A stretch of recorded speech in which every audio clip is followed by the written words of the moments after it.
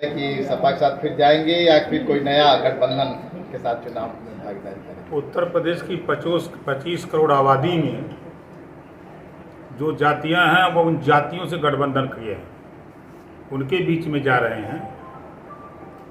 उसी तैयारी में हम लोग घूम रहे हैं।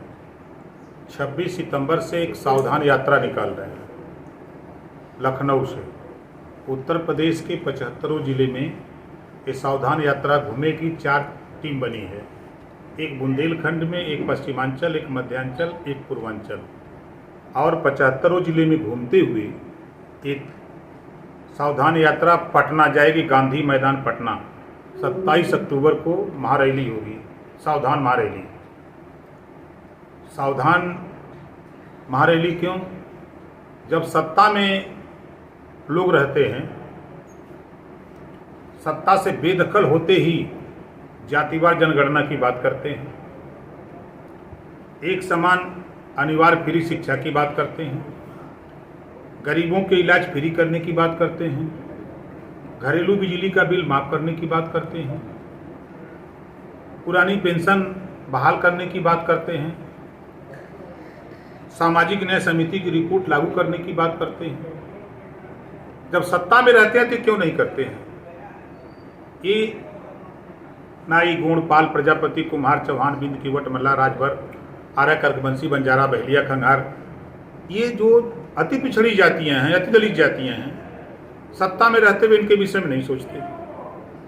सत्ता बीत जाती है तो याद आते हैं हम लोग। तो हम उनको सावधान कर रहे हैं कि ये लोग आवे तो इनसे पूछो, सवाल करो कि सत्ता में जब आप थे तो आपने बिजली का बिल, घरेलू क्यों नहीं माफ किया?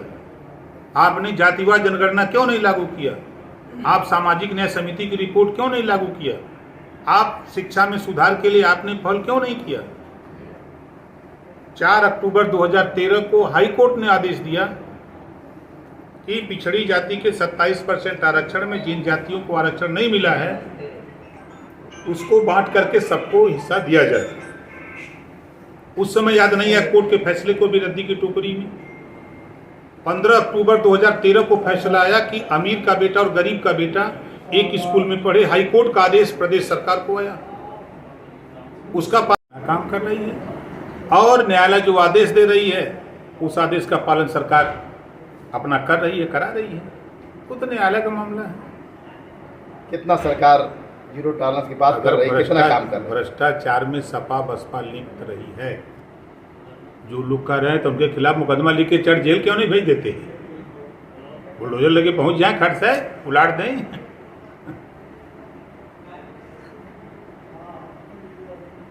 यह सरकार भ्रष्टाचार रोकने में कितना कामयाब होगी आपके हिसाब से? देखिए, एक चीज तो हुआ है, जो रंगदारी टैक्स लोग बहुत तेज मांगते थे। मैं आजमगढ़ चुनाव में था, बाई इलेक्शन में मैंने महसूस किया कि मैं व्यापारी वर्ग में वोट मांगने के लिए बैठक शुरू किया। 7 बैठक किया, 7 बैठक में एक ही बात आई कि हम लोग दुखी हैं सरकार से, लेकिन जाएं कहाँ? एक राहत हम लोगों को मिली है कि मोटरसाइकिल से लोग आते थे, दिन भर हम कमाते थे और मांग लेते थे, नहीं देते थे तो ले चार झापड़।